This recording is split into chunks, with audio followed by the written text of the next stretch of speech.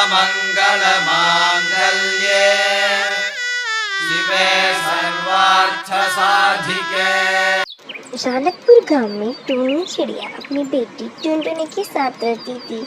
टूनी चिड़िया बाजू वाली सोसाइटी में घर साफ करने का काम करती और एक दिन उसका पति टुन्नू उसको छोड़ के चला जाता है और जाकर दूसरे पक्षी से शादी कर लेता है। और एक दिन टूनी चिड़िया जब अपनी बेटी के साथ घोंसले में आराम कर रही थी तभी कड़कनाथ सेठ वहाँ पर आता है और आवाज लगाता है, टूनी चिड़िया, अरे ओ टूनी चिड़िया, जल्दी से बाहर आओ, मुझे तुमसे जरूरी बातें करनी है। कड़कनाथ सेठ की आवाज सुनकर टूनी चिड़िया ये कहती है कि बेटी जा देख कौन आया है, मेरी तबीयत कुछ ठीक नहीं लग रही, बाद में आने को बोल दे। टुनटुनी घोंसले से बाहर आती है।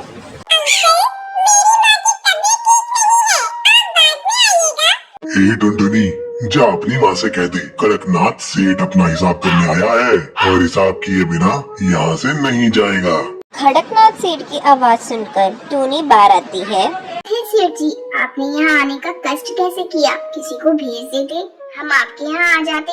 टूनी, तेरे पति ने कुछ महीने पहले मुझसे कुछ रुपए उधार लिए थे, आज मैं उन्हीं रुपयों को लेने आया हूँ।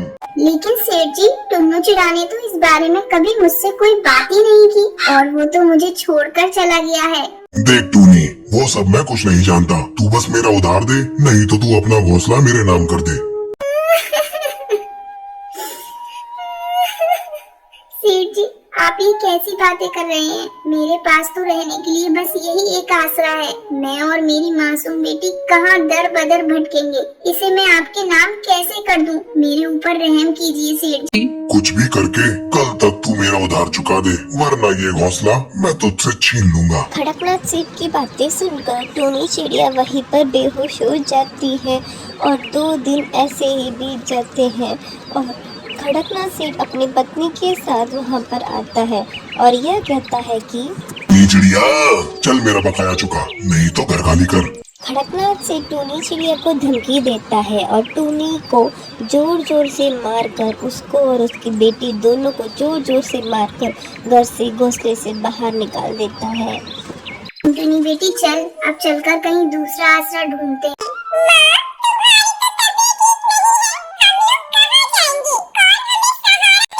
कहीं तो चलेंगे बेटा, कहीं ना कहीं तो रहने का आसरा मिल ही जाएगा।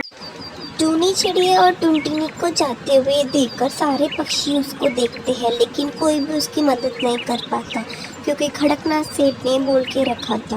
और टूनी चिड़िया और टुनटुनी वहाँ से चले जाते हैं और टूनी चिड़िया बहुत ही ज़्यादा थक जाती है और बैठ जाती है एक डाली के ऊपर।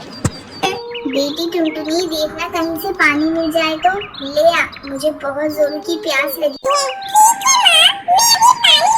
टूनी चिड़िया नदी के किनारे टुनटुनी के लिए पानी भरती है और वो जब रास्ते में जा रही थी तभी वो एक चिड़िया को बेहोश पड़ा देखती है।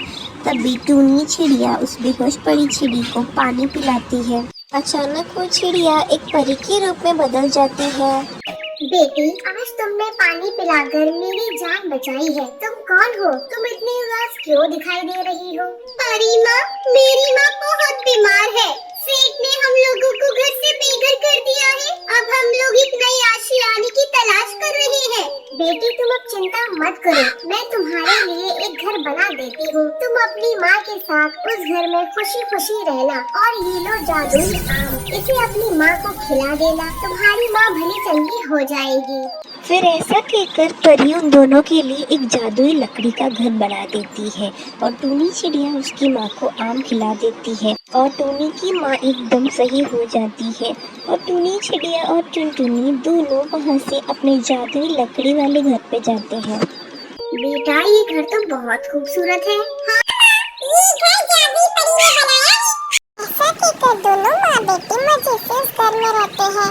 इसलिए कहते हैं दोस्तों, हमेशा हमें अच्छाई करना चाहिए, अच्छे कर्मों का अच्छा फल होता है, इसलिए कभी भी बुरा मत सोचो, बुरा मत देखो, हमेशा अच्छे कर्म करते रहो। धन्यवाद।